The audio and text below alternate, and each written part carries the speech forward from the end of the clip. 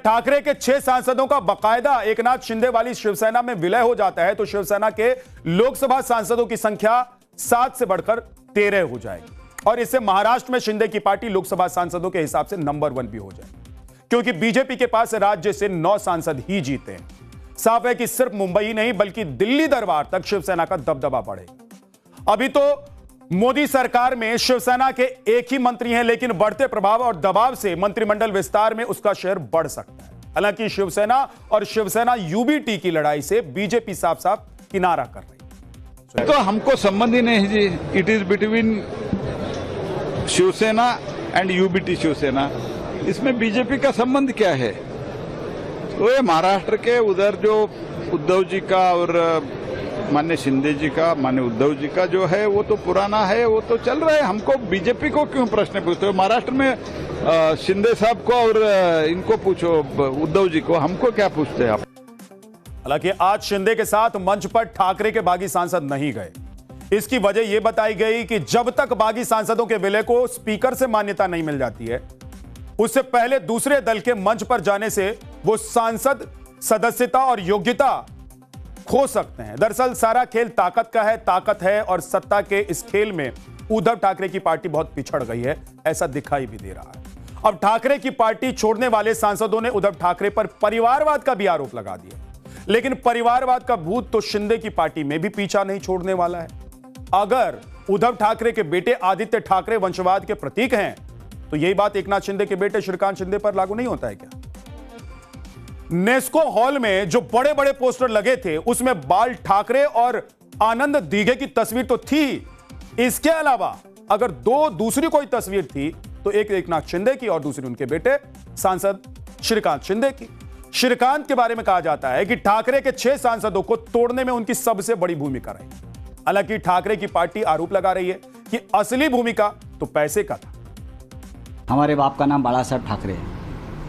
तुम बोल सकते हो तुम्हारा बाप का नाम बोल सकते हो? शिवसेना के बाप का नाम बाला साहब ठाकरे है। ये देखिए, छोड़ दीजिए, ये सब बिके हुए लोग हैं। ये पैसे के पीछे वो लोग पागल हो गए हैं। उनको ना कोई निष्ठा है, ना लॉयल्टी है। गांजा पीते हैं, नशा करते हैं और इस प्रकार की बातें करते हैं। और क्या है? आप क्यों ध्यान देते हो? शिवसेना का आज जन्मदिन है और इस जन्मदिन पर क्या हुआ वो मैंने आपको बताया। तो आज राहुल गांधी का भी जन्मदिन। राहुल गांधी 56 साल के हो गए हैं। एक तरफ प्रधानमंत्री नरेंद्र मोदी ने उनकी लंबी आयु और स्वस्थ जीवन की कामना करते हुए बधाई संदेश उनको भेजा, तो दूसरी तरफ कांग्रेस ने धूमधाम से उनका जन्मदिन भी मनाया। वाराणसी में राहुल गांधी को परशुराम अवतार में दिखा दिया गया। उनकी भगवान परशुराम के साथ तस्वीर मतलब परशुराम भगवान जैसी तस्वीर उनकी बनाकर दिखाई गई, जिसमें एक हाथ में परसा है और दूसरे में संविधान है। लेकिन इस पर राजनीतिक घमासान छिड़ गया है। बीजेपी ने सवाल उठा दिया है कि ये तो भगवान परशुराम का अपमान हो गया है। फिर राहुल गांधी के हिंदू होने पर भी सवाल उठाया गया। जवाब में कांग्रेस भी तर्कों से जवाब देने के लिए मैदान में उतर गई। एक बार सुन लीजिए कि कांग्रेस ने क्या जवाब दिया। भगवान परशुराम को गाली नहीं दे सकता मैं। भगवान परशुराम की तुलना उस आदमी से दिया जाए जिनका अभी तक देश जानता नहीं वो किस धर्म को मानते हैं और क्या करते हैं, किसने दर्शाया मैं नहीं जानता। मोहन भागवत बना करके उनका जो है फोटो लगा करके फिर केक खिलाते तो बीजेपी वाले खुश हो जाते। ये कोई बात होती है? इस देश में अपने नायक को, अपने मन के जो उनके नायक हैं उसके साथ मिलाना, जोड़ना, ये होता रहा है। हमने तो आज और भी तस्वीरें देखी, लेकिन आप लोग नहीं देख पाए। कुछ जो है राहुल जी को अंबेडकर की तरह भी पेश करते हैं, कुछ लोग जो है उनको बिरसा मुंडा की तरह भी पेश करते हैं, कुछ परशुराम की तरह भी पेश कर रहे हैं। मैं होता तो मैं ज़रूर ये कहता कि भाई राहुल गांधी जी को राहुल गांधी की तरह ही रहने देते हैं। उनकी अपनी व्यक्तिगत पहचान है, उनकी अपनी व्यक्तिगत योग्यता है और उनकी अपनी सामूहिक लड़ाई है, उनकी अपनी योग्यताएं हैं। राहुल गांधी ही रहें तो बेहतर है, ये एक बात है। लेकिन भाजपा 3 में कि 13 में, भाजपा कौन होती है इस पे सवाल पूछने वाले? उसका पेटेंट है परशुराम जी पे कि राम जी पे। ये नाथूराम का फोटो लगाएं। देखिए कि राहुल गांधी विपक्ष के नेता हैं, उनके ऊपर अपनी पार्टी को जिताने की सबसे बड़ी जिम्मेदारी है। लेकिन बर्थडे पर उनको जिस तरीके से राजनीतिक गिफ्ट मिले हैं उससे उनके जन्मदिन का मजा किरकिरा हो गया है। पहले मध्य प्रदेश से राज्यसभा के लिए कांग्रेस उम्मीदवार मीनाक्षी नटराजन का पर्चा खारिज हो गया, जिससे विधायकों की पर्याप्त संख्या रहते हुए भी सीट कांग्रेस के हाथ से निकल गई। वहीं झारखंड में इंडिया ब्लॉक के पास जेएमएम और कांग्रेस के उम्मीदवारों को जिताने के लिए पर्याप्त विधायक थे, 28 के 28, लेकिन कांग्रेस के उम्मीदवार प्रणब झा हार गए। इन दोनों गिफ्ट के साथ तीसरा गिफ्ट ज्यादा खराब हो सकता है, क्योंकि इंडिया ब्लॉक में दरार दिखने लगी। झारखंड में भीतरघात के आरोप के जवाब में आरजेडी और सीपीआई-एमएल ने कांग्रेस को जमकर सुना दिया है। सुनिए। कांग्रेस के लिए वोट भी करो और ऊपर से कांग्रेस के लोग आपके ऊपर आरोप भी लगाएं, ऐसा तो बिल्कुल नहीं हो सकता है किसी गठबंधन में। इसलिए हमने उनसे लिखा है कि भाई ये गठबंधन धर्म के खिलाफ है, आपस में जो हमारे बीच में जो विश्वास होना चाहिए उसके बिल्कुल खिलाफ है, और आप इस पर रोक लगाएं। कांग्रेस के लोग जो इस तरह का झूठा आरोप लगा रहे हैं, इस पर बिल्कुल रोक लगनी चाहिए। दरअसल बिहार से जब राज्यसभा के लिए चुनाव हो रहे थे तो इंडिया ब्लॉक एक सीट निकाल सकता था, लेकिन कांग्रेस के 3 विधायकों ने तो खुल्लम खुल्ला कह दिया था कि वो आरजेडी के उम्मीदवार को क्यों वोट देते, जब पार्टी की तरफ से किसी ने कहा ही नहीं था कि भाई वोट दे दो।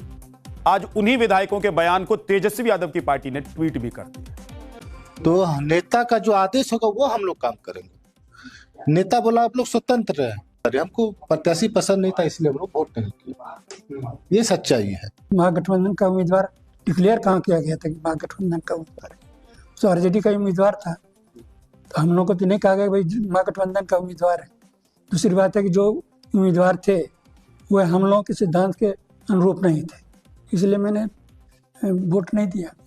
अब लग रहा है कि वोटिंग करने की जरूरत नहीं है, चलकर आराम से रहने की जरूरत है।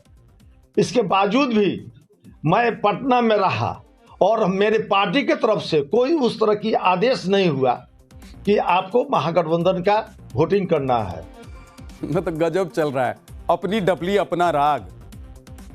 अंतरात्मा की आवाज सुनकर विधायक और नेता पार्टी से अलग होकर चले जा रहे हैं। और देखिए कि पार्टी के जो अध्यक्ष हैं उसको ट्वीट करके बता भी रहे हैं कि देखिए विधायकों ने जब वोट नहीं दिया था तो क्यों नहीं दिया था। हालांकि कुछ दिनों पहले टीएमसी में जब फूट हुई तो खबर तेजी से उड़ने लग गई कि कांग्रेस में टीएमसी का विलय हो जाएगा, लेकिन झारखंड से राज्यसभा चुनाव ने कांग्रेस की ताकत का गुब्बारा फोड़ दिया है। अगर पिछले राज्यसभा चुनावों की बात करें तो फरवरी 2024 में हिमाचल प्रदेश में 6 विधायकों की क्रॉस वोटिंग के कारण अभिषेक मनु सिंह भी चुनाव हार गए थे, कांग्रेस के इतने बड़े नेता। और इसी साल मार्च में ओडिशा में 3 कांग्रेसी विधायकों की क्रॉस वोटिंग से बीजेपी समर्थित उम्मीदवार की जीत हो गई। उसी वक्त हरियाणा में कांग्रेस के 5 विधायकों ने क्रॉस वोटिंग कर दी। गनीमत रही कि कांग्रेस उम्मीदवार करमवीर बौद्ध चुनाव जीत गए, नहीं तो वो भी हार जाते। और उसी समय बिहार में 3 कांग्रेस विधायकों ने वोटिंग नहीं की तो इंडिया ब्लॉक के एडी सिंह चुनाव हार गए। 4 वोट कम होने से इंडी गठबंधन के धर्मेंद्र धारी सिंह हार गए। आप सोचिए कि किसी गठबंधन में, किसी अलायंस में ऐसा होता है क्या?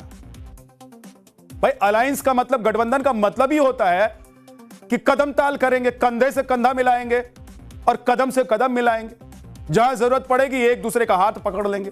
लेकिन ये नेता है कि कह रहे हैं कि भाई हमको क्यों बताया, किसी ने बोला कि अपनी आत्मा की आवाज से वोट दीजिए तो दे दिया। और देखिए कि सेंधमारी कैसे हो रही है।